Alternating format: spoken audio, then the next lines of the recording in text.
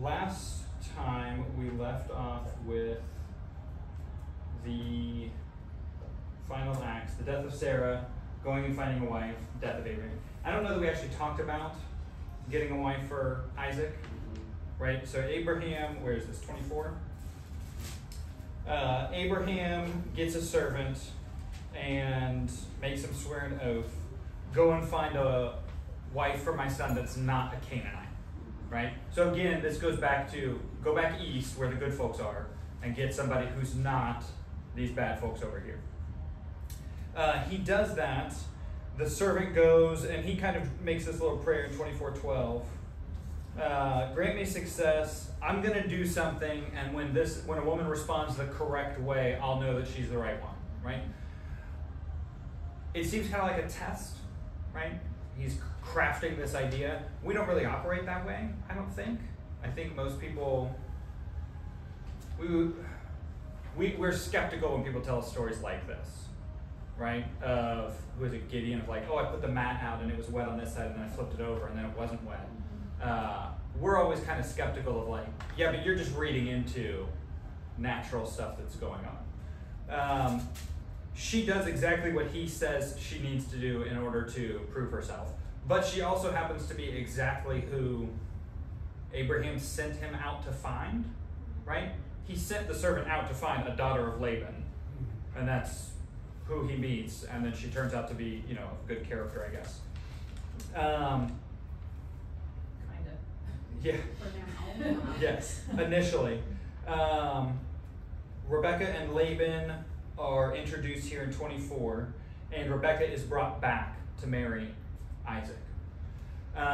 We have this trope that starts in the beginning of Genesis and carries on into the New Testament. Young Jewish boys meeting their brides at wells, right?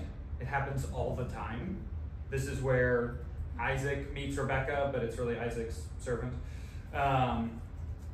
This is the same thing with Jacob, right? Jacob meets he meets Leah at a well. We go on, Moses meets his wife at a well. You go on and the story kind of continues, where I think we might have talked about this before. When Jesus meets the Samaritan woman at the well, a first century Jew would hear the story the way it starts and think this is going to be his wife. Because every young Jewish boy meets his wife at a well. And then the author kind of changes the story and flips it around, where it's not Jesus meeting his wife, it's Jesus starting his church. Jesus starting getting his bride, right? But this is all in here, where young Jewish boys are meeting their wives at wells all the time. It's just like the happening spot for meeting spouses. Isaac meets Rebecca and loves her pretty much right away, right? They both are interested in each other. It works out great for them.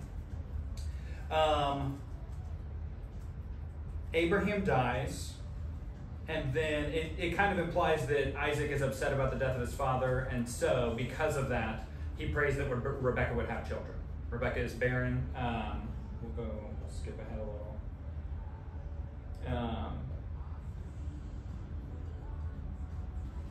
Do we normally have music in here? No. Go back. No, it's this one. Ah. What? I didn't know I that. didn't know that's what that was. Okay, That's so what it is. Rebecca is barren at the beginning of the story. She is not barren because of old age like Sarah. Sarah can't have kids because she's 90 years old. Rebecca can't have kids. She's young. She's barren. So there's some medical issue. Isaac prays to the Lord, and she conceives. So Sarah's barrenness takes place over several chapters, over decades. This is one verse, right? She was barren. Now she had a kid. 2 kids. Not as big of a story, but connects the desire for children with God's intervention. God is the one providing the children. We'll see this play out with Jacob and his wives and their children. This also kind of connects that Isaac and not Ishmael is the one who is turning to the Lord, kind of connecting. This is why Isaac is the one receiving the blessing, receiving the birthright. Rebecca senses that there's something weird going on with the babies in her belly. I imagine 20 weeks pregnant, 30 weeks pregnant. She has no idea there's twins. You don't have the ability to understand that, to guess that in 1600 BC. So she is praying about, hey, what's going on? This feels weird, right? And God comes and speaks to her. We, the audience, are privy to what God tells her. We don't know who she shares this with. We don't know if she tells Isaac. We don't know if she keeps it to herself. She is told before they are born, there are two nations in your womb, so two sons who are going to be the fathers of nations. Two peoples will come and will be divided. One shall be stronger than the other. The older shall serve the younger. Right? This is what leads to Malachi and eventually Paul quoting Malachi. This identification of God saying that he loves Jacob and hates Esau. It's because of these parts of the story where before they're born, God is giving Rebecca this prophecy of the older one will serve the younger one. The younger one is going to be the chosen one, the one who receives the birthright or the blessing, however she understands that to mean. But at this point, it's the same sort of question we have to ask with why was Abraham picked, right? Which we ended up saying God picked Abraham because that's what God did, right? We see this in Deuteronomy. God comes down and speaks to the Israelites and says, I didn't choose you because you were the greatest nation or because you were the most well-behaved. I love you because I chose you, and I chose you because I love you, right? Because I have the authority to choose who I want to, right? It seems to be the same thing here.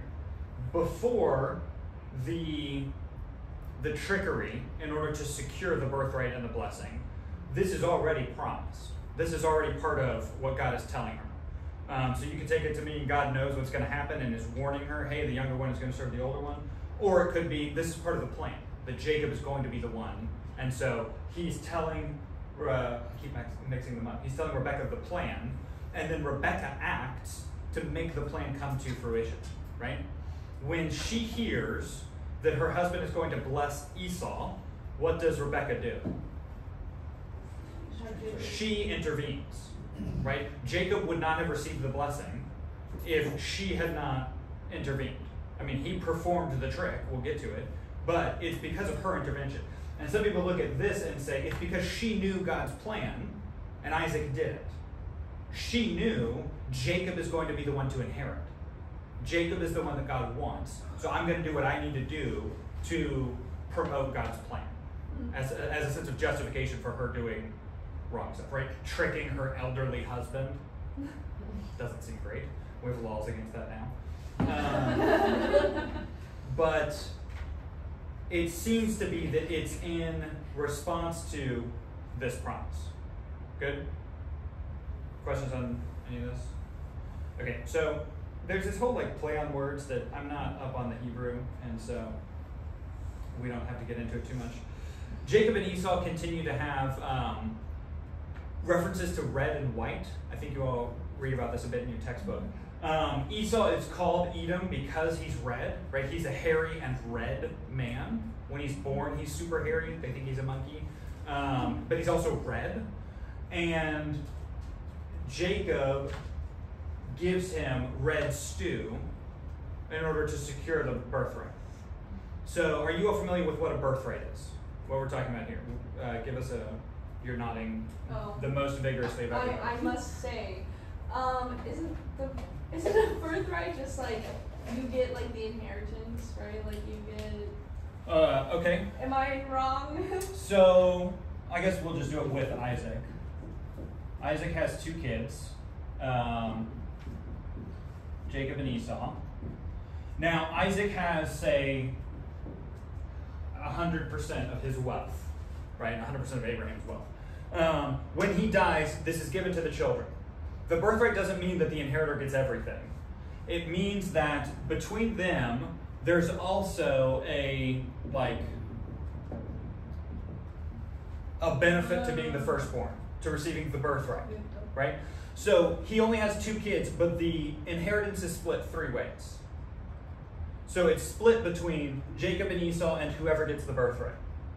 So because Jacob has now traded for the birthright, Jacob is inheriting 66% compared to Esau's third. Does that make sense? This plays out again with Jacob's kids, where he has 1, 2, 3, 4, 5, 6, 7, 8, 9, 10, 11, 12. Right? Who is it that gets the birthright from Jacob? Joseph's kids. Joseph gets the birthright. Joseph gets the And so let's say Joseph is over here. What that means is there is no tribe of Joseph in the 12 tribes. There's a tribe of, I'm never going to spell it right, so I'm just going to squiggle so it looks like I spelled it right. There's Manasseh and Ephraim. These are 2 tribes, and Joseph gets both of his kids in because he's got the birthright. So instead of splitting the inheritance 12 ways, they split it 13 ways, kind of, and they both inherit. So instead of Joseph getting it, Joseph gets twice what everybody else gets. He doesn't get everything. He gets a slightly bigger percentage. When you've got 12 kids, it's not as much as when you have 2 kids and one of them is getting a third more. Does all of this make sense? Right? This is what Esau is giving up for a bowl of soup. The implication being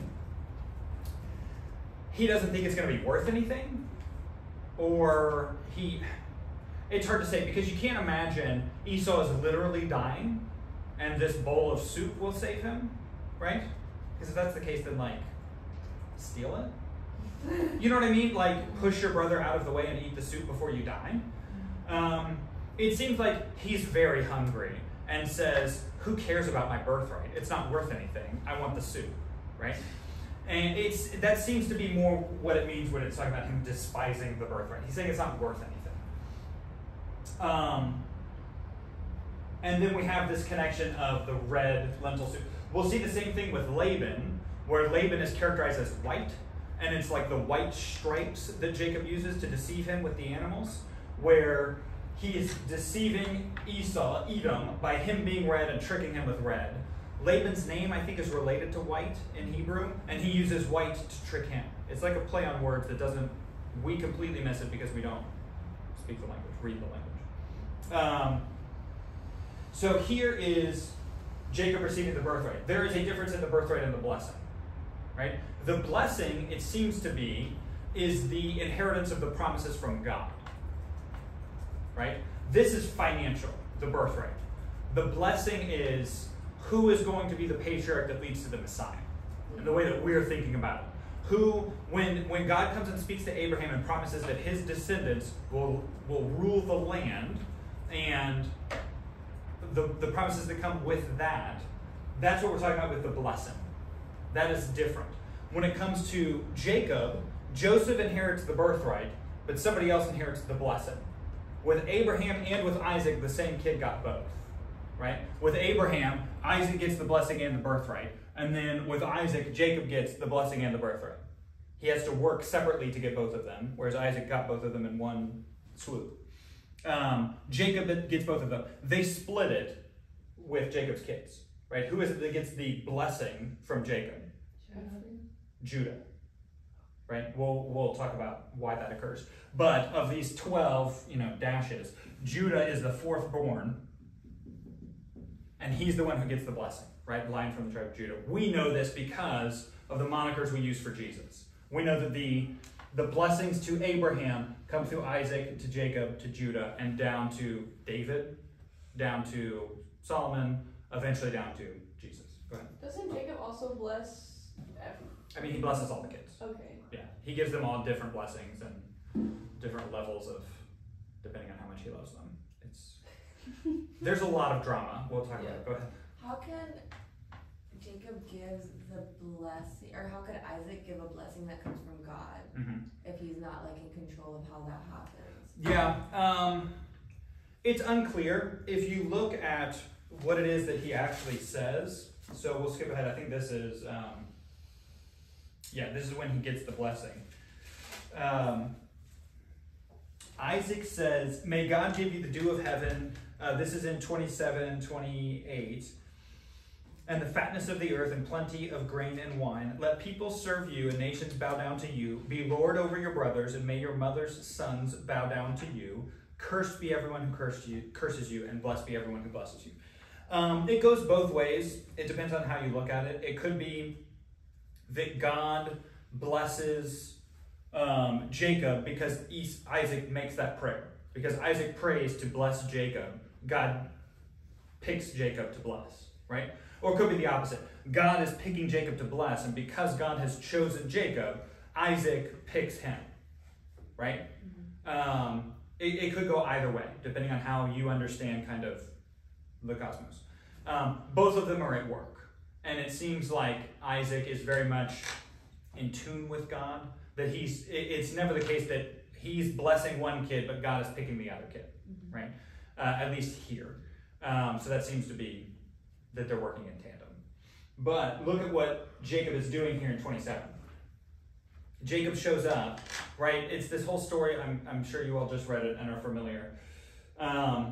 Isaac is blind and says, I'm about to bless Esau, my son. So I guess in this case, he's not picking Jacob. He picks Esau and then is tricked. Esau is a hunter and Jacob stays at home. I imagine we're supposed to think Cain and Abel, right? Yeah. One of them is out hunting, one of them is a farmer, agricultural. I imagine we're supposed to make those sorts of connections. But we have already been told that Jacob is going to be the one who gets picked. We were told that when Rebecca was told that. And so Isaac seems to be the only one who's not aware. So this is what you could call irony, right? Because we all know what God told Rebecca. Isaac doesn't know it, and that's what makes the story ironic. We have more information than the characters do. So Isaac says, I'm hungry, I want some food. This is again irony because Esau has already sold his birthright because of food. So he tells him, go out and hunt, get some good game, make food that I like, yummy, yummy. And then once I'm well fed, I will bless you before I die. He seems very ill. He seems very old. He's not sitting up, right? They keep telling him, hey, you need to sit up so you can bless me. What does Jacob do, right? Rebecca overhears this and says, obey my words. We're going to get this blessing for you. You already got the birthright yourself. I'm going to help you with this. So he is a farmer, agricultural, whatever, goes out and finds a lamb and kills it, and Rebecca cooks it for him to bring to his dad. They also have to trick him because he doesn't feel like Esau because he's not hairy. And so they get goat skin, right? They slaughter a goat, or it's already around, and they put it on him. Very weird, right? I mean, this is strange. Our books pointed out that they do the same thing to trick Jacob into believing that Joseph is dead. They slaughter a goat and rub it all over his cloak, right? And so in the same way that Jacob is tricking his father with a goat skin, Jacob gets tricked with a goat skin, right? The irony and the repetition of the deceitfulness. So Jacob comes in, he's wearing goat skin, he's got this stew that is not the stew he was supposed to have, or Esau was supposed to bring. He comes in and lies to his dad. I am Esau, your firstborn. I've done as you told me. Sit up now, eat the food, bless me. Right? I want you to look at this in 27:20. Isaac is asking a legitimate question. How is it that you have found it so quickly? I sent you out to go hunt, and you've come back an hour later with cooked food, right? However long it is. How is it that this has happened so quickly? What does Jacob answer? Say it? The Lord's favor. Right. What do we call that? What is Jacob doing here? He's not just lying to his father. Oh, blasphemy? It's blasphemy. What he's doing here is lying about God and saying that God has done something that he hasn't. Right? So in order to secure the blessing, which is ironic because it's a blessing from his father, but it's the blessing of God, he is blaspheming against God to get it. Right?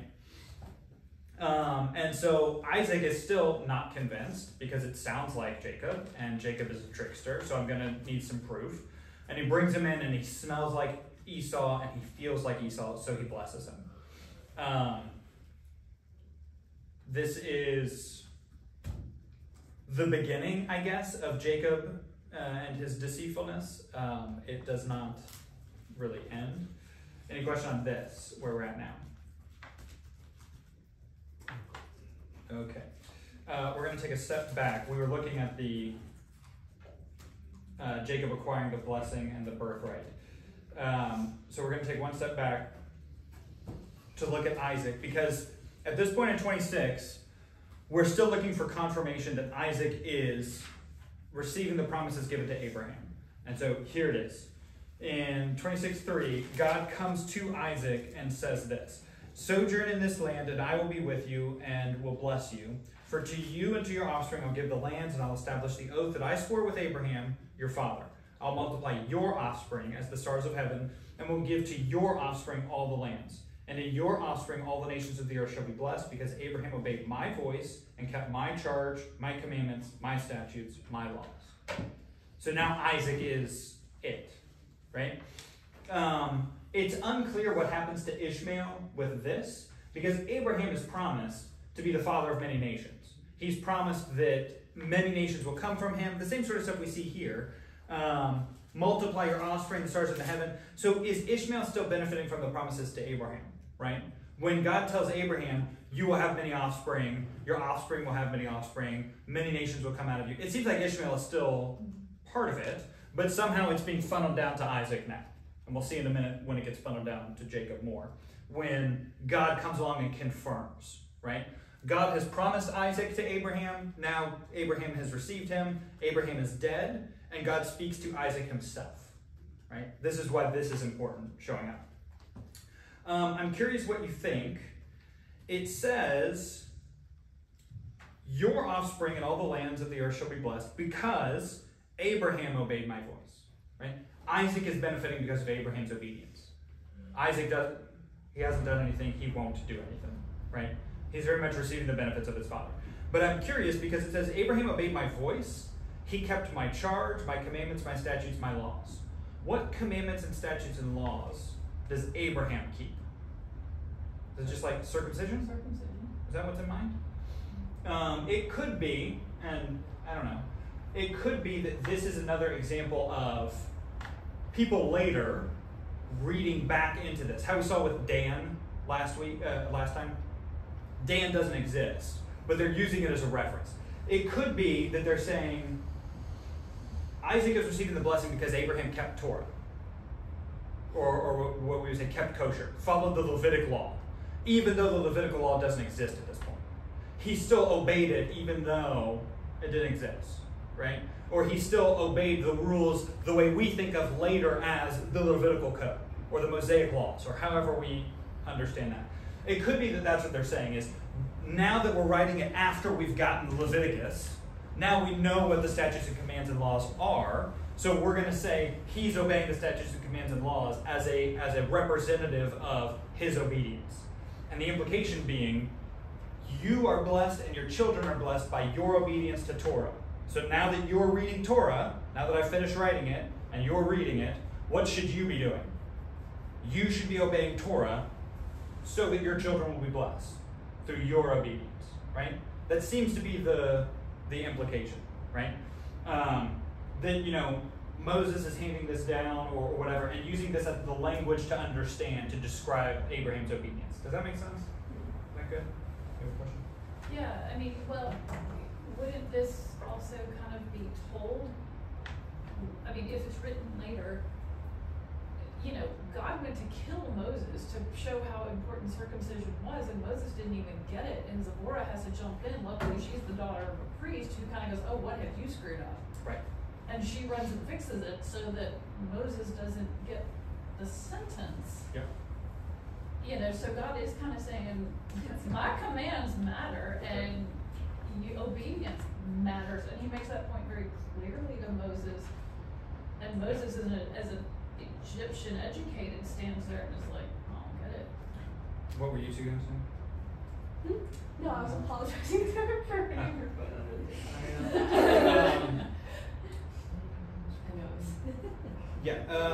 Let's see. So Isaac is now the end, and so now he's going to take over because Abraham is gone. Esau marries Canaanite women. Boo. Right, we don't like that. it says something, I think it's, I can't remember where now. Esau marries the Canaanite women, and it plagues somebody, it grieves somebody, and I don't remember if it's, is it Rebecca? Yeah, or make Rebecca and Isaac's life miserable. Like right. It says they make his life miserable. And because of their sons' wives. And it seems like he didn't know that before, because then he goes and marries a daughter. He picks up like a third wife trying to appease his parents. Supposed to be in the line to right. make them happy. So it seems like he didn't have the information, like this is not okay before he married them. Right. 2634. 2634. But there's they torture Isaac. When Esau was 40, he took Judith, the daughter of Beeri, the Hittite, for his wife, and Basemath, the daughter of Elon, the Hittite. And they made life bitter for Isaac and for his parents. Yeah. Mm-hmm. And then in 28:6, Esau saw that Isaac had blessed Jacob and sent him away to take a wife there. And that as he blessed him, he directed him, "You must not take a wife from the Canaanite women." So it's not until 2 chapters later that Esau realizes, oh, I wasn't supposed to marry these two, right? That's what I mean. He wasn't given the rules. Yeah. Jacob had obeyed his father and mother and gone to Paddan Aram. So when Esau saw that the Canaanite women did not please his father, Esau went to Ishmael and took as his wife, besides the wives he had, Mahalath, the daughter of Ishmael, Abraham's son, the sister of whoever. Right? So then he picks up a third wife to try to get back in his good graces. We see the polygamy take off, right? Abraham had a wife. He also had a concubine. Doesn't go well. His wife dies. He picks up another wife, which I guess is kosher. Isaac seems satisfied with his wife, loves her. She loves him. They're good. Esau starts picking up wives. Jacob is going to one-up him, right? And then it just kind of goes from there. But this continues to be an issue, marrying Canaanite women. And again, what does this tell you if you are the audience? Say you're in Babylonian exile, or say you're in, Joshua's time. You're in Canaan, Moses is gone, and you're reading this, Joshua's reading this to you for the first time. What are you getting out of this? Stay away from I should not be marrying the Canaanite women, right? But who's marrying the Canaanite women? What's that? Who's marrying the Canaanite women? The bad guy? I don't know what you mean. Yeah, I don't know. Well, if you're not supposed to marry Canaanite women, right. They're just all single Canaanite women running. Oh, the Canaanite men are supposed to marry the Canaanite women. Yes. The idea is that they worship other gods and will lead them astray, which they do. Lead you astray. But that's weird because Laban has other gods. And we'll see that, right? Mm-hmm. Because Rachel steals his household gods, his little idols. Yeah. They're like little trinkets. But he's very clearly not I don't know the right word. I was going to say a Jew, but that's anachronistic. He's not following Yahweh. And so it doesn't make sense what the benefit is of marrying from his family instead of the Canaanites because they're all pagans. Right? They're all outside of Abraham's circle of believers. It seems like it's Abraham teaches people about God because he's the one who knows, and nobody else really does. Right?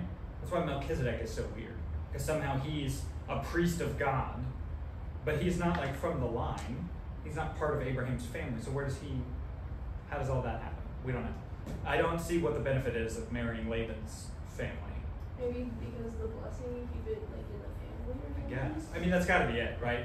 But does God bless Terah? Right? No. Abraham is blessed, but his brothers aren't.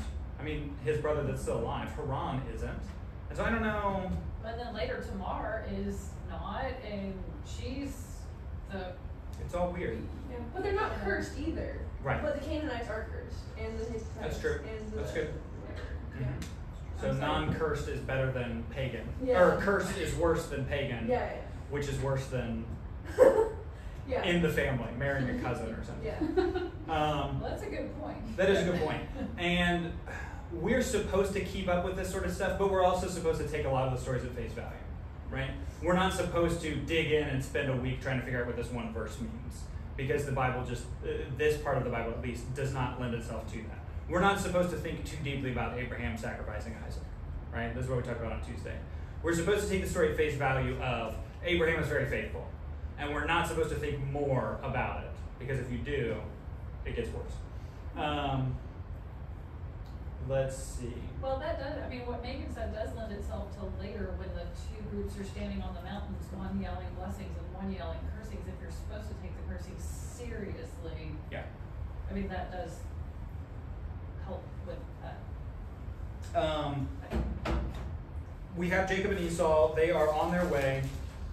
Jacob is running toward Laban, right? Which is interesting because he's fleeing his brother. He thinks his brother's going to kill him. But also, right, Rebecca tells him, you should go to my brother. You should go to Laban, protect yourself. But then Isaac also tells him to go there. Isaac also tells him, you should go to Laban and you should get a wife. So there are three different people that are like forcing him to Laban. It's not like he's running away from, but it's not like he's fleeing from his father, right? His father's telling him to go to Laban. So while he's out on his way, feeling abandoned, feeling isolated, he's leaving, his father's going to die, right? He's separated from his mother. He doesn't know it's going to be decades. And he's at odds with his brother because of this terrible thing that he did. And who meets up with him? Right? He's asleep out in the fields, right? He's using a rock as a pillow, and God shows up and talks to him, right?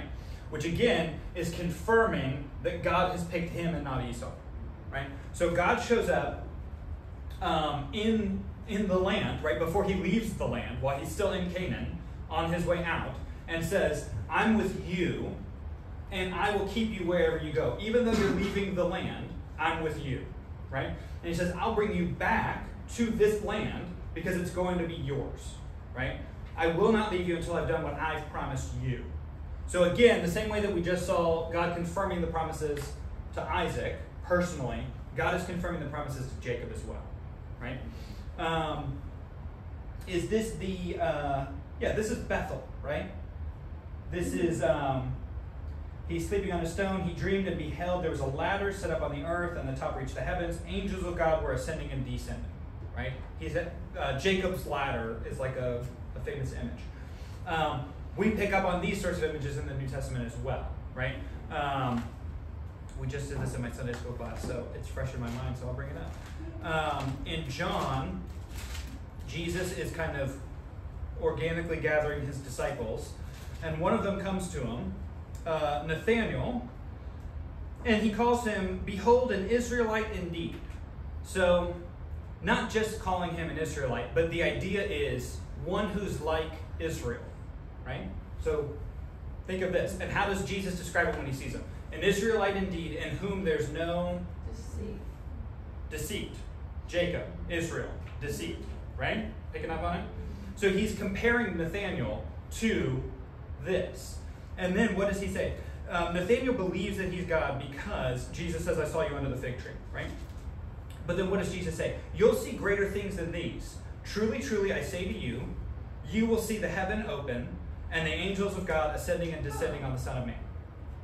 Right? So this random guy, Nathanael, who doesn't really show up in the rest of John, is called an Israelite, but he's called an Israelite with no deceit, as opposed to like Israel, full of deceit, but he's given his own Bethel experience. Right? And in those few verses, he's describing Nathanael in John, and we're supposed to know all of Genesis so that we can pick up what he's saying about Nathanael. Right? Just in those little verses, because there's so many connections, I think we're supposed to pick up on, oh, this is what he's talking about, right? And this is where it comes from, is Bethel. Good on this? Questions on this? So now we get the next kind of level of drama. Man. Family drama. So, there's just so much. It's hard to keep track of. Laban and Rebecca are siblings, and they are both tricky.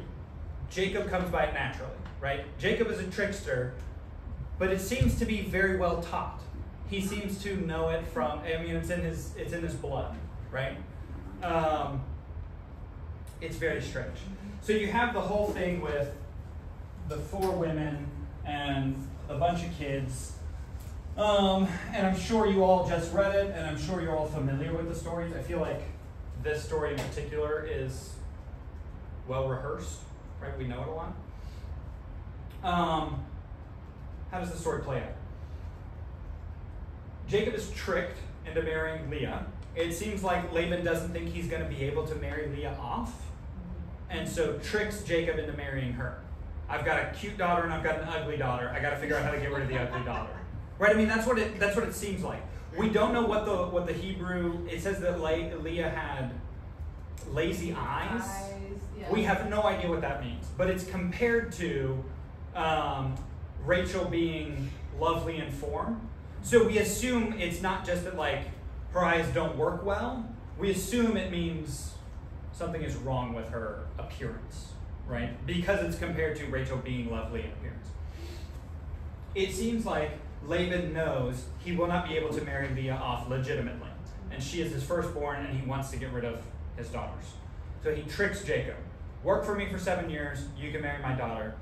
The way that I understand it, which might not be true, it might just be like a pop culture thing, is that the assumption is that like she's veiled for the whole wedding ceremony, and then by the time it gets to it's the night of and you're consummating your wedding, your marriage, Jacob is supposed to already be drunk, and it's already supposed to be dark enough that he can't tell that it's Leah, right? She takes her veil off in the tent, and the tent is dark, and Jacob is drunk. That seems to be how it works. I don't know how else you can get married and never see somebody and know that it's the wrong person. Wait. That happened many other times. I mean, go ahead. Well, yeah. The drunkenness and not knowing what happened. We go to Noah, or we even talk about. It doesn't explicitly say that Jacob is drunk. That's the implication. That's the way that we try to understand it. It doesn't explicitly say that. I think if that were the point, it would say, because Jacob was drunk, Laban was able to trick him.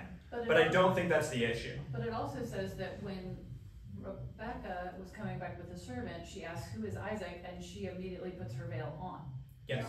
So but that's a very customary thing. Yeah. But I just mean that like you don't. The veil is see normal. me Yes. Yes. What I'm saying is more like, to put it crudely, Jacob had sex with her before realizing it was the wrong woman. So there is some sort of hindrance to his ability to see who it is. The veil for the wedding is fine. That's all normal. There's a huge party. That's all normal. Somehow the deception is carried through till the next morning. So like the night of, they consummate the marriage, and he still doesn't know. There's this interesting verse. And somehow Rachel is not part of the wedding. 29:25. Jacob wakes up, and in the morning, behold, it was Leah. I didn't think about that. Right?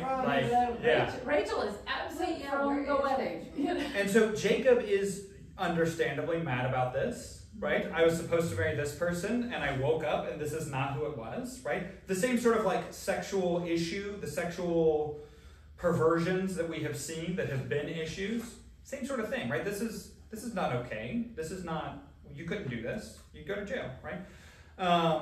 So Laban says, well, in our area, it's not customary to marry the younger before the older, which is kind of like a dig, because Jacob is the younger, right? And Jacob has been blessed and received the birthright. So he's like, where we come from, we don't bless folks like you, right? It seems to be the implication. He says, hey, tell you what, do it again, work for 7 more years, and then I'll give you the right daughter. The way they work it out, he marries Leah for a week, and then he gets the payment for the next 7 years up front, which is Rachel. So he marries Leah for a week, and then he marries Rachel the week after. Very strange. And then works another 7 years. And it says these cutesy things of like, he worked for 7 years, but it seemed like nothing to him because of his love for Rachel, right? That could be very endearing. It could be she was very attractive, right? We don't know how to take that of like, she was so hot, he didn't care that he had to work for 7 years, right? It could go either, we just don't know. It doesn't seem to be like this endearing love that we see with Isaac and Rebecca. That seems much more wholesome of love. This doesn't seem like that. And I say that because Leah and Rachel bargain and snipe at each other over who gets to have sex with Jacob tonight. Who gets to have children with him first. All of these sorts of things, which does not seem very wholesome and healthy and lovely, right? They get married. It's this whole thing.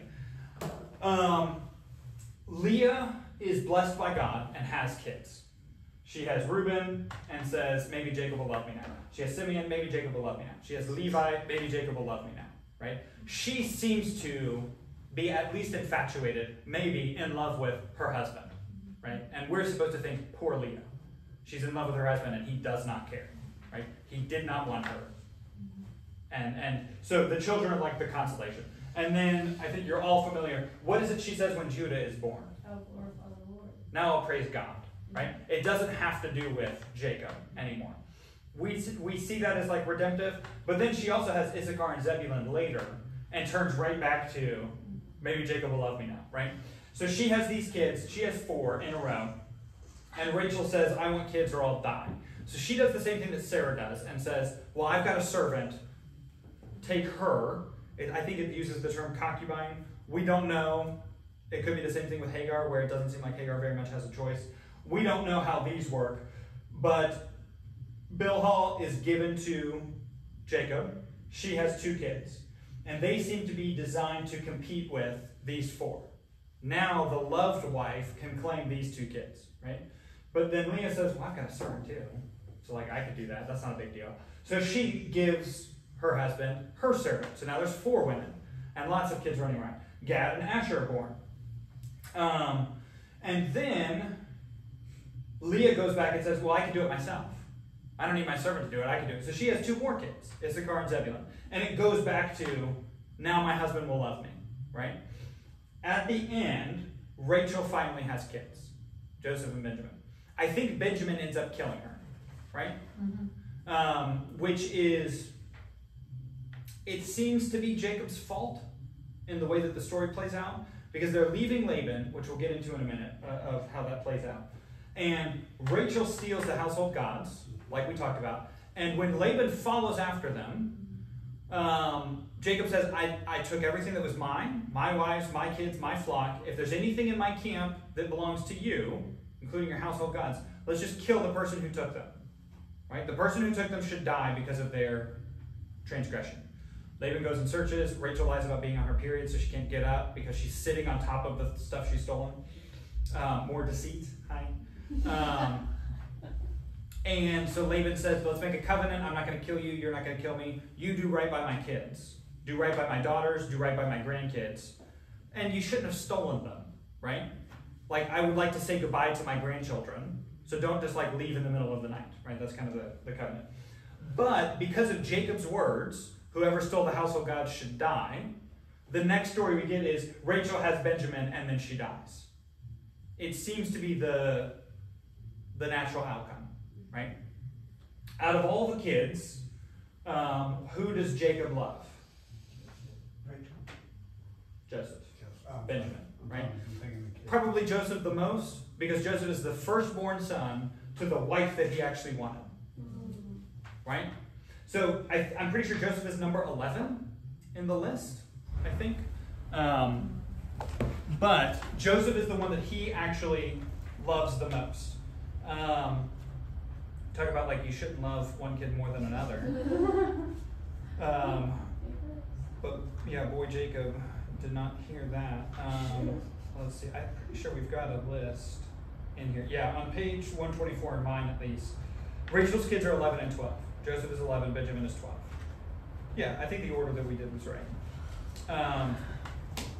In Jacob's mind, Joseph is important because Rachel is the wife that he wanted. And in the same way, you've got to think from Jacob's perspective, like, oh, my grandfather slept with Hagar and had a son. Even though he was the firstborn, he did not inherit because that was not his wife, right? So you've got to be thinking in those terms where he's probably thinking, Rachel's my wife. Everybody else was just trying to like have kids with me. Rachel's the one that I wanted. And so he's thinking Joseph is going to be the one that's, I already erased it, that's going to receive what I want to give him, receive the blessing. So what does Jacob do for Joseph? He gives him the world, right? And kind of lets all his other kids know, you know, that's great, whatever you're doing, but you're not Joseph, right? This will come back in a minute as more issue. There's the whole story of Jacob fleeing from Laban, right? He works for 7 years for Leah, works for 7 years for Rachel, and then they agree to like another 6 years raising the flocks so that Jacob can acquire some wealth for his own. And it is very unclear what he actually does. Somehow he absconds with like the healthiest and biggest and best of the flock. There's something about he's stripping sticks and putting them up in the right places so that the stronger sheep, when they come out, they get striped with the white. But it doesn't make sense of how, like, what does that have to do with their kids? Because it specifically talks about when they're in heat, they get the white stripes. And then somehow their kids are also striped, which like doesn't make any sense to us genetically, right? Like just because you like have a tattoo, it doesn't mean your kids are going to be born with tattoos, right? I think you can testify. There are some things that we encounter with the horses where they get what we call white dot allergy, and it's when for a period of time they're deficient of a certain mineral. They get this white dot to show the deficiency. It goes away eventually. Yeah. So it could be something like that. It could be something like that. It could be something that Jacob is very good at this. He's been doing it for years. It could be because even before he was working for Laban, he was a farmer, agricultural kind of livestock person. It could be that he is very good at selective breeding and saying, I've got some runty speckled ones over here, and I've got some big, strong, pretty ones over here. I'm going to make them mate because maybe they'll be spotted and strong and I can take them. It seems like that might be more of what he's doing, and the rubbing the sticks and getting them white and everything has to do more with tricking Laban with his own colors. Yeah, right? I always thought that he like striped the sheep or something and be like, look, I'll take your little dirty ones. Right, but I don't think that's it because it's happening over like 6 years. I don't think that he's like painting them to look striped and then taking them. Because I think if that were the case, then when Laban does come and chase after him, Laban would take them back. Yeah. It seems like somehow he has created a flock that is legitimate according to their terms, but is also rigged against Laban, right? So they are legitimately speckled and also bigger and stronger and healthier. No idea how he's doing it. But he runs away from Laban. Yeah, he's doing something. It seems like he's got advanced knowledge of genetics. Yeah. And is doing something quick. He's been doing this. Right. Hasn't he been taking care of Laban? I mean, he's been at 14 years of watching these sheep and knowing which ones are which. And it could be that he's been doing this already and then makes the deal with Laban and says, hey, I'll take the striped ones, knowing that he's been making really super strong striped ones for years. We don't know. Somehow it's legitimate that the striped ones are stronger and he absconds with them. But it would be possible within a breeding scenario to make that happen. Right. So he's fleeing from Laban, and who is he? He's fleeing from Laban, and who's he about to run into? Esau. So he's leaving Laban, coming back into Canaan. Esau has been there for 20 years now, and he's trying to come back. What does he think Esau is going to do? Kill him. Why does he think that? Every reason in the world. Because the last time he saw Esau, Esau swore, as soon as I bury my dad, I'm going to go and kill my brother. Right? So, like, he has reason to be upset about it. Jacob is a coward and sends everybody ahead of him. He sends his wives and children ahead of him because he thinks that his brother is going to murder him. Right? And I don't know if that's like using them as a shield or like a source of sympathy, like, oh, look at all these cute kids, please don't kill me. But eventually Jacob is left alone outside on his way back to Canaan, right? And then what happens here? Yeah. This is 32. Jacob is left alone, and he's fearing Esau. He's afraid of Esau. And so what happens here? A man wrestles with him until the breaking of day, and then the man says to him, your name shall no longer be Jacob, but Israel, for you have striven with God and with men and have prevailed. So Jacob called the name of the place Peniel, saying, I have seen God face to face, and my life has been delivered. Somehow, he's wrestling with someone who has some sort of physical form, right? He's not like walking through them like a ghost. But also, both the person and Jacob understand the person to be God somehow. An angel, an apparition, a theophany, We don't know. We tend to look at this as Christ, right? Obviously, Jewish interpreters don't. They are much more okay with representatives of God being identified as God or being equated with God. Because you are an angel sitting at the throne of God and you're bringing me a message, I can say that I've seen God, right? Even though technically not, right? We interpret it more literally of this is the second person in the Trinity that he's wrestling with, and that's how he could say it's a man, and also I've seen God face to face, and I haven't been killed because I didn't see like the Father, the person whose glory would kill me. I saw Jesus in some sort of, or not Jesus, I saw Christ in some sort of phantasm, apparition, whatever. Does anybody have a problem with that? Does anybody think that's weird? It's a little weird. It is a little weird. It happens a lot, though, in the Old Testament. And so we have to figure out some way to interpret what we're talking about. This seems much more of a theophany than like Melchizedek, right? This seems much more like the random three guys who come to see Abraham, right? One of them is clearly identified as God somehow, even though he sits and eats a meal with Abraham.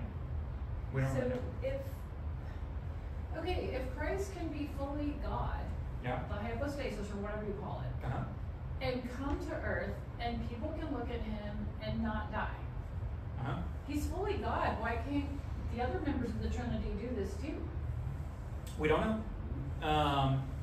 Why because is we it know only Christ that can do this if he's fully God? I don't know that it's only Christ who can do it. I think it's only Christ who does do it. Right? Because I think that when God is in heaven and he is saying, okay, we've got to go and do this thing. We need somebody who specializes in human appearance to go and do this thing. Well, who are they going to pick? They pick the Christ, right? The Holy Spirit doesn't do that sort of thing. The Holy Spirit does more internal work, right? Christ seems to be the agent who does this, the physicality. But if we made man in our image, then...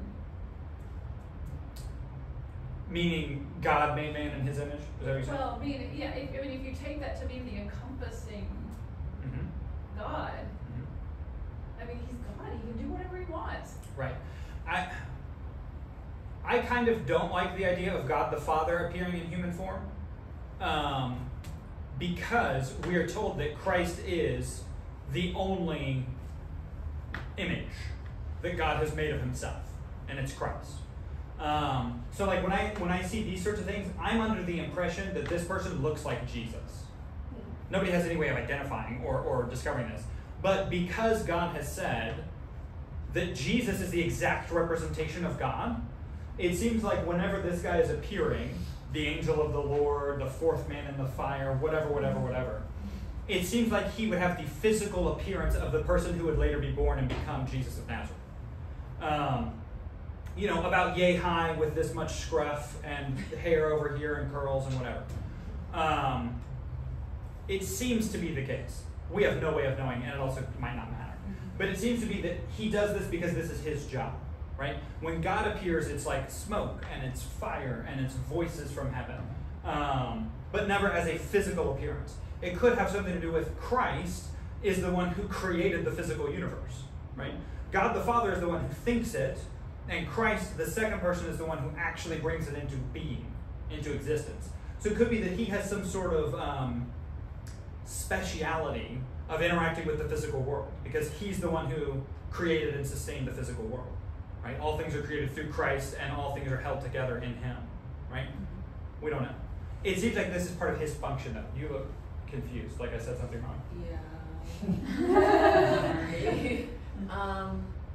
I don't even remember what it was now. I think it was like Christ created the physical world. When you're talking about that, I didn't really get that. So like, what we read in Genesis is God speaks and things happen. What John tells us is the speaking is the second person in the Trinity. So God is like the planner, and Jesus is the one who's actually carrying out the plan. So God the Father creates stuff in the sense of he's inventing it in his mind. Jesus is creating in the sense of he's actually creating form out of nothing, creating matter out of nothing, bringing it into existence, and then sustaining That seems to be the function of the second person of the Trinity, one of the functions of the second person of the Trinity. Whereas God is more like the inventive, coming up with everything. So he gets credit for the creativity, but then Jesus gets credit for the construction, right? I think that's the way that it parses out. But then when Moses speaks to God in the cloud, like Christ is doing the speaking and God is up there, but you can't see God's glory because he can't. It gets very confusing. Face, it gets very strange. But then we also have the stuff with Moses of like Moses saw something because his face is shining with glory. Right. So he had some sort of glory related experience with the Father, which we also don't understand. There's a lot of weird stuff. And it's also confusing because they are very clearly, when they are writing this, are not thinking in Trinitarian terms. Right? And we are trying to parse these things out later because this seems weird. And this seems, you've got to explain how Jacob lives walking away from this. Right? You've got to explain how Isaiah lives walking away from seeing God. Or how Abraham sees God and lives. You've got to have some sort of explanation for that. And Jews and Christians have kind of differing explanations. If, like, at the point of creation, is Christ fully man then? Yeah. So he's just fully God? So it's two gods? No. What does that mean? Because there's a Holy Spirit, which is a part of the Trinity, and then there's God, but where would Christ fit into that if he's not fully man? All three of them exist forever eternally, right? And we use terms like three persons with one essence, one being, one, I guess being is not right. The idea is whatever makes God God is also shared by the Son and the Spirit. To the point where John comes along and says, the Word can be with God, next to him, and the Word can also be God, both at the same time. And we don't understand that. It is incorrect, according to like Orthodox Christian theology, to say that Jesus is a separate God, or that they are both gods. We still hold to monotheism, even though we say there's three of them, right? And that is, again, a tightrope that we walk that it took like 300 years to come up with terminology to figure out. But it's wrestling with stuff like this. Wrestling, get it? But that's part of the issue is we read these things, and then we kind of have to struggle to figure out what is going on here. What is this talking about? What does it mean when John says God, that the Word is with God and the Word was God? Right? That he is the creative force in the universe and is God, but is also next to God, right? At the bosom of the Father is what he says in like 1:14. So somehow he is intimately closely related, getting everything at the side of the Father, and is also God at the same time. And we don't fully understand that, and I don't know that we will. We have terminology to try to explain it, but it all kind of falls short. And any like metaphor that we use ends up being heretical at some point, right? Have you guys seen that video with the little cartoon St. Patrick trying to explain Trinitarianism? I'll email it to you. It's fantastic. They're like, we're simple Irishmen. Can you explain the Trinity to us? And then somebody explains it, and they're like, no, that's that's modalism. Explain it differently. And so they keep calling him out on like, it's that kind of heresy, and it's that kind of heresy, and he tries to explain it, and it never works. It's very funny. Okay, so Jacob is now in. Jacob has received the blessings. He's received the affirmation from God. Now he's gotten a new name. It still goes back and forth. He's still called Jacob. He's still called Israel. But the idea is that he is now striving with God, which I think means struggling with God, walking with God, probably both. And the people will pick up on this name, that they're striving with God, that they're wrestling with him, that they're going through their hardship with him, right? So now we're going to talk about what we had up here a second ago. Jacob with his 12 kids. I guess let's go back and write them up here, just so we can keep looking at them. Reuben, Simeon, Levi, Judah, and then Dan. There's 6, and then Gad is next. Asher, Issachar, Zebulun, and then Joseph and Benjamin. Right? Jacob's 12 kids. He had other kids. We'll talk about that in a second. But the story is now going to trace who's getting what, right? Jacob has a blessing to give as well as a birthright. Right? Who does Jacob want to give it all to? Joe, right? My wife was telling this story, and she showed my 4-year-old the VeggieTales story of Joseph going, and I only saw the end of it, and my daughter was very confused by it, because there's a cucumber and there's peas, and Paula comes back, and so we had to sit down and like read the story from our Bible so she could figure out like, oh, that's what the cucumber was doing.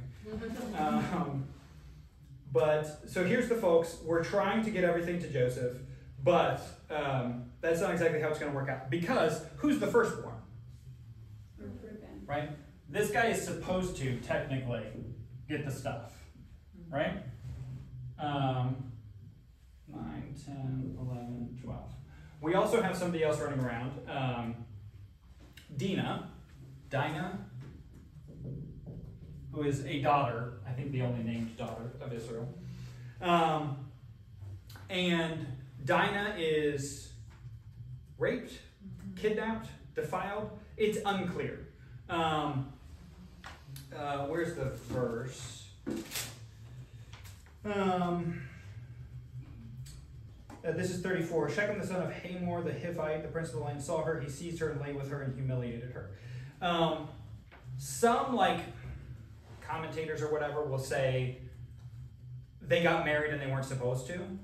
But I think most people will say, like, no, it was against her will. She was not on board. So then what does Jacob do? Let's start there.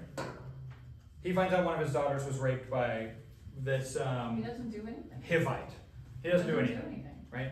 It says Jacob heard about it in verse 5, but he didn't do anything. So his sons take action. So it is Simeon and Levi. Mm-hmm. Is that right? Yeah. Who are actual brothers of Dinah. They have the same mother, right? They come up with what? A new trick. Right. They're like, yeah, we would love for you to marry our sister, but we have this custom of circumcision. So you and your whole household have to get circumcised, and then you can marry our sister, and we'll all come and celebrate, right? So then, what's his name? Shechem. Yeah, Shechem, and who's his father? Hamor. They're all like, cool, that sounds great, we're all going to do it. They all circumcise themselves. They are all sore, right, recovering. And so Simeon and Levi come in and kill them all, right? Not great. Deceit, bloodlust, vengeance, all this sort of stuff. So while they were sore, 2 sons of Jacob, Simeon and Levi, took their swords, came to the city while they thought it was secure because they had just made this peace with Jacob and his sons, killed everybody, killed Hamor, killed Shechem, and they took Dinah. They like rescue their sister from Dinah's house. It seems like she's still there while they're preparing for the wedding. What does this have to do with anything? Why are we told this story? Lineage. Continue. Well, the reason, Reuben doesn't get... We'll get to Reuben in a second. Reuben is not qualified because of his actions with the concubine or wife or whatever it was. Simeon and Levi are considered blood. To have gone above and beyond the revenge that would have been necessary. So they're bloodthirsty. But what I don't understand about that is when it comes to Jacob's blessing, he says they'll be scattered, and the tribe of Levi seems like it stays together pretty well. We'll pick up on that. After that. Yeah. But then Judah's the next one in line that would be appropriate. So that's the main thing is they're out. They're not going to receive the blessing or the birthright that Jacob has to give them. And by blessing, I specifically mean the inheritance of God's promises to Abraham. They all kind of get a blessing from Jacob, right? In the same way that, Esau comes and says, don't you have any other blessing to give to me? He says, no, I gave everything to Jacob. Jacob has a lot of blessing to give to everybody. Hey, you're going to be great, and you're going to do this, and you're going to be great, and you're going to do this. But he has a specific blessing of receiving the promises from God that he made to Abraham. That's what we're talking about. And now Simeon and Levi are out. Next, and this is what you just referred to, Reuben goes and sleeps with Jacob's concubine, right? The mother of, let's see, 1, 2, 3, 4, these two, right? So it's his stepmom, kind of. Reuben goes and sleeps with her, and not good, right? So he's now out, right? He's surrendering authority. And we see this play out because we have this whole story of Judah, who starts to make moves, starts to take a position of authority within the group of his brothers, right? He starts to make decisions as a representative. The same way that you see like Peter saying things as a representative for all the disciples, Judah starts to do that, right? So at first we see Judah making bad decisions, right? So in 37, the brothers all hate Joseph. It's unclear, and I think the book talks about this, if Joseph is very naive or if he's kind of just like a prick, right? I don't know the right term. He's getting these visions of like that he very clearly knows the visions are implying all of his brothers will bow down before him. And then he goes and tells his brothers about it, which it's very unclear if he's doing this because like he's genuinely like, oh, God has revealed this beautiful thing to me. Aren't you guys so excited about it? Or if it's like a nanny boo-boo, God has told me that you're all going to bow down to me, right? It's unclear. Either way, his brothers are not on board with it. They know that their father loves him more, and now it seems like God loves him more. But the second one includes the father, too. Yes. But if you are the firstborn son of Jacob, who's now named Israel because he strives with God, and this little schmuck is coming along and saying, Jacob is going to bow down to him, then that would stir up some anger also, right? As an older and firstborn son, you might feel a responsibility to defend your father, right? Even though your father loves him, he's saying seemingly bad stuff about him too. Was this after Reuben slept with Bilhah? Did this all happen after that? Yes. Okay, so because Reuben kind of intends to rescue Joe from the brothers, sort of. Is it Reuben that does that? Yeah, but then, but Reuben is kind of always trying to make up for it, for his sleeping with Bilhah. Yeah. But he goes He goes to people instead of to the Lord. Let's see, we're in 37. Because Judah sells him and Reuben is all upset because he was going to rescue him. Yeah, 37:21. Yeah. 37:21. Yeah. So they plot to kill him. They say together. So there's nobody in charge of this, like, let's plot to kill him. Let's kill him and throw him out of the pits, and then we'll say a fierce animal devoured him, right? So they get the goat's blood and put it on the cloak of many colors. But Reuben hears it and says, let's rescue him out of their hands, saying, let's not take his life, shed no blood, throw him into a pit here in the wilderness, don't lay a hand on him, that he might rescue out of their hand and restore him to his father. Because Reuben wanted to bring him back and say, hey, they were trying to kill him, I rescued him, right? He's trying to get back in. That's what you're talking about? Yeah. Yes. Look what else happens, though. But then Judah is the one who says, let's sell him.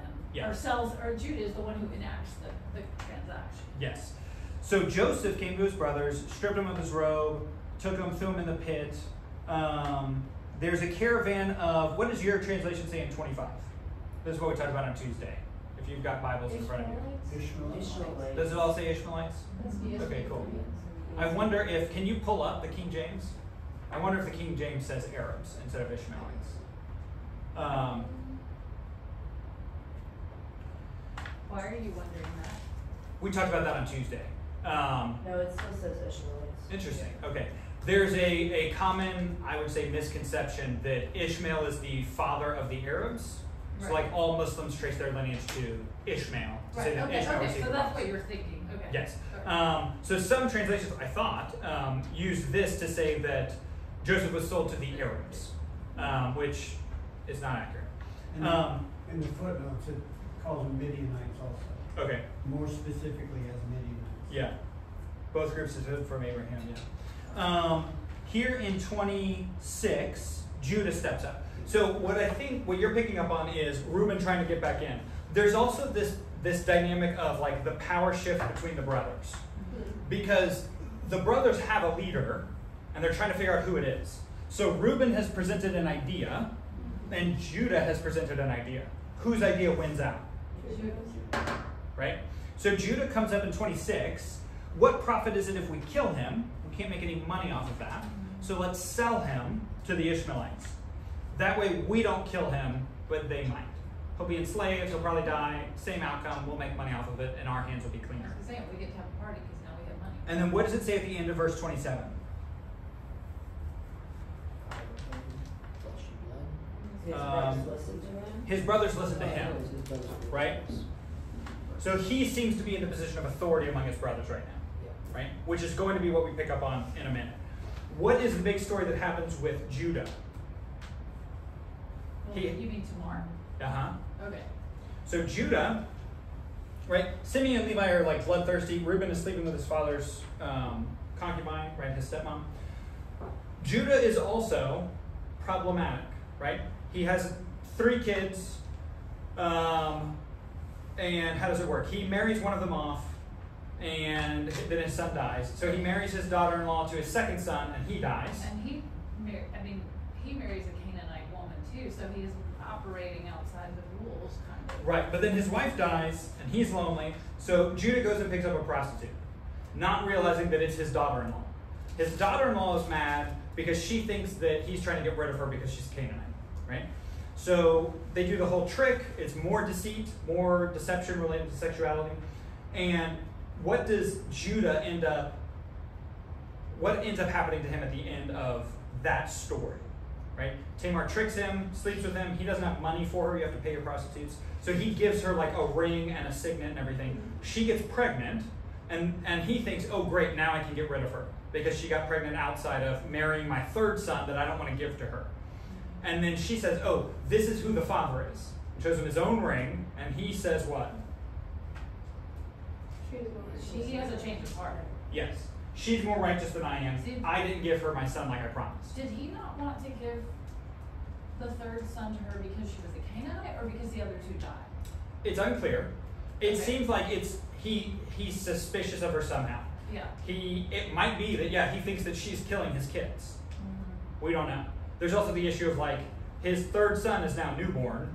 Is she gonna wait for him to grow up enough for her to marry this child? And is she barren? Because Omar is like cheating on the whole. Well, we know she's not barren because Judah knows. No, but he didn't know at that point. Right.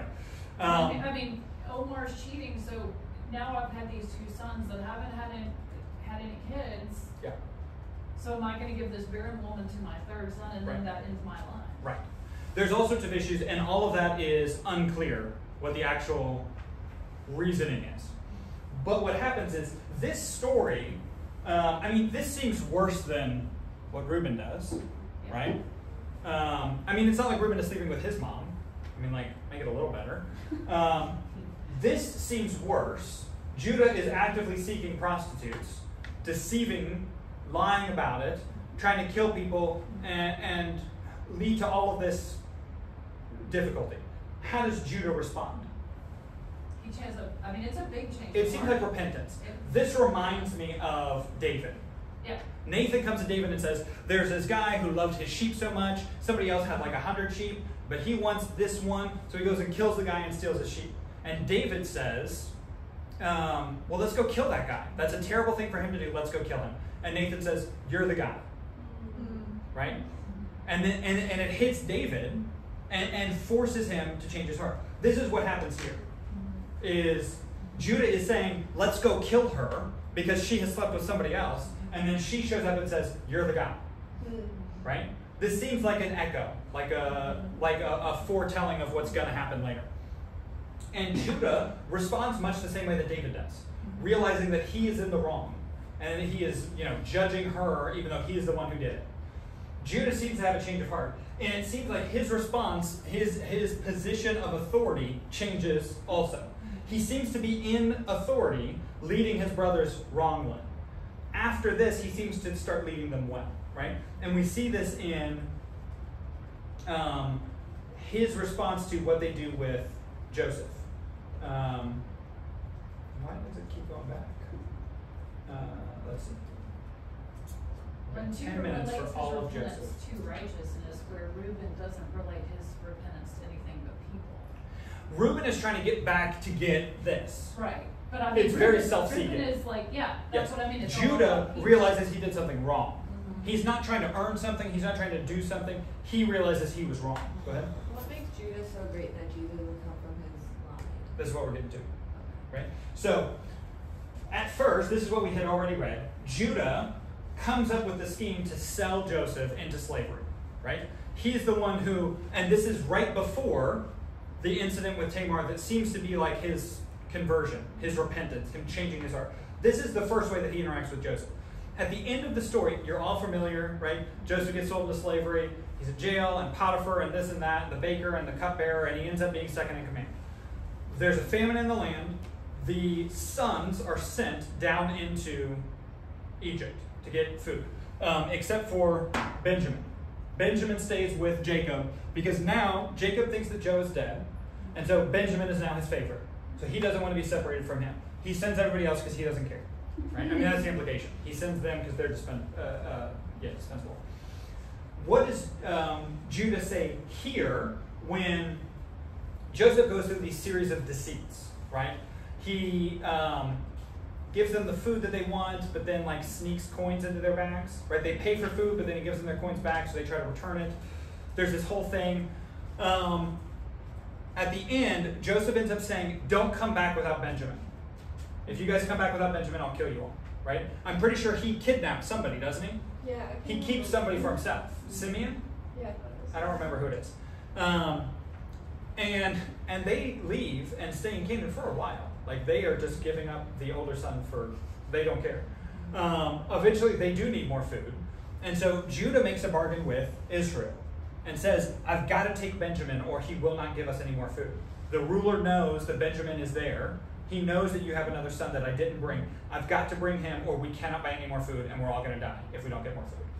And so Judah kind of makes this oath, a blood oath, with his father and says, do whatever you want to me. Kill me, kill my sons, it doesn't matter. I've got to take Benjamin and I will bring him back safely, right? And then Joseph has a whole nother scheme where he starts giving Benjamin more stuff and then making it seem like Benjamin has stolen from them. So the same thing that happens with Laban, when Laban chases down Jacob, says, you've stolen from me and the household gods and whatever else. It's the same sort of thing, where Joseph accuses them of stealing, and Judah says, none of us have stolen anything, check our bags, check everywhere, everything is fine. But he doesn't know that Joseph has hidden something in Benjamin's bag. So Benjamin appears to be the one who's stealing, and now Judah is stuck because he has promised his own life, his kids' lives, in exchange for Benjamin, and now Benjamin his life is forfeit in Egypt, right? So what does Judah say? Let your servant, let me, Judah, stay in place of Benjamin. Let me be your slave so that Benjamin can go back to our father. So in Joseph's mind, the last time he saw Judah, for his own sake, Judah sold Joseph into slavery. Now, Judah is saying, I will be sold into slavery in order to protect Benjamin, who, remember, is Joseph's biological brother, full-blood brother. So whereas Judah is the one who came up with a scheme to sell Joseph into slavery, now Judah is the one who's coming up with a scheme to sell himself into slavery to protect Benjamin. This is what makes Joseph break down and cry and reveal himself to his brothers. Is because Judah, right, and remember, this is 37, this is 44. In between is the story with Tamar. Judah is now a different type of person. He's a different type of leader within the family. And this is reflected in him giving himself up as a sacrifice, right? This is where we get into like the Judah reflecting the characteristics that we're going to see in the Messiah, right? Is him offering himself up, even though he's not the one who did it, offering himself up as sacrifice in order to protect the little brother, the innocent brother, however you view it. Good on this? This is what secures the blessing for Judah. Right? Because the other three have forfeited theirs. Judah repents and makes up for it and starts leading all of his brothers in the right direction. Does that make sense? So the blessing goes to Judah. Right? This is what we're going to see play out. But then in the end, the birthright here still goes to Joseph. And we already talked about this. Goes through his two sons. Right? I'm not going to try to spell it again. You also have this interesting thing where Jacob is blessing everybody. Joseph brings his two sons. He knows he's getting the birthright. He's getting the double blessing. He brings both of his sons and tries to put them in the right hands, the correct hands of his father. And his father switches hands. Right? You're familiar with the story. This is also reflecting, I think your book would call it mirror imaging, right? When Jacob tricks his blind father into blessing the wrong person. Joseph is trying to trick his father into blessing the wrong person. Joseph knows that Jacob wants to bless the younger one, and Joseph does not want that. So he's trying to trick Jacob into blessing the right kid that he wants. And Jacob will not be tricked. He has proven himself in the whole book of Genesis to be the elite trickster of all the trick, right? So he's not going to be tricked by Joseph, right? Because any tricks that Joseph knows, he learned from Jacob, right? So Jacob switches his own hands and blesses the kid that he wants to bless, right? And I think that's kind of how it works out. It says, Joseph dies. This is the last line in Genesis. He dies at 110, which is relatively young, right? I think Abraham's 175, Isaac is 167, so even younger. Actually, Jacob is 167. Joseph is 110. Joseph is embalmed. I'm pretty sure that Jacob is embalmed also, because he dies in Egypt. And he's put in a coffin in Egypt. It doesn't seem like they're mummified, right? It doesn't seem like they're put into like a pharaoh kind of tomb. But they are preserved in a way that you preserve like royalty in Egypt. Both Jacob and Joseph, right? I mean, that's a big deal. Joseph really is like important. Good on all of this. Flying through Genesis. One more thing, and I'm pretty sure we've talked about this in one of our previous classes. When Joseph is reconciling with his brothers, Jacob dies, and what do all of his brothers think? We're dead now. Remember that time that we tried to sell our brother into slavery and we were going to kill him? Now he's second in command of all of Egypt, and our dad is dead, and so he can do whatever he wants to us, right? So they're concerned, and what do? They come to Joseph and they lie, because that's what you do in this family. So they all come to Joseph and say, hey, our dad told us that we should make up with each other, and you should forgive us and not kill us. We're not told Jacob said that. Maybe he did. You'd think we would be privy to that. It seems like they're lying and saying, hey, remember our dead father who we just buried together? He just told us that you shouldn't kill us, right? It seems like that's what they're going. And Joseph is kind of surprised that they're still afraid of him. He thinks that they've moved past us. And what does he say? Our book brings this up, so I bring it up as well. Joseph says to them, you meant this evil against me, and God meant it for good, right? Not just that God worked it out, right? You did this bad thing and God, changed the story and worked it out. God meant the evil that you committed against me for good. Why? That many people should be kept alive, right? Who is he talking about? Who are the many people? All of Egypt and Israel. All of Egypt.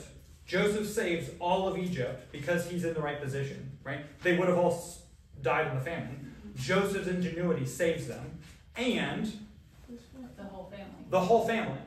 Because of Joseph's position, because of the evil committed against him, he is in a position to save his whole family. And I think we were talking about this on Tuesday. We'll see this next week when we get to Egypt, when we get to Exodus. Egypt serves as kind of an incubator for the family of Jacob. They come in with like 100 people, and if they were a tribe of 100 people wandering around in Canaan as nomads, they would not have prospered. They would not have made it. They would not have grown to the numbers that they were. Egypt serves as an incubator. over the next 400 years to protect them and preserve them and allow them to grow, even as slaves, right? Which is what God tells Abraham is going to happen. They'll be in a land for 400 years as slaves, and then they'll come out. This seems to be part of the plan in order to protect and preserve Israel to become a nation instead of just like a local family tribe, right? And it seems like Joseph is attributing that to God, to say, God's hand is at work behind these evil deeds that you're doing. You did something wrong, but it's all working out just fine, right? How do we feel about that? Good? Any questions on Genesis? I feel like 2 days for Genesis is cruising. I guess we had last week also for creation. Any questions or thoughts on any of this? Good?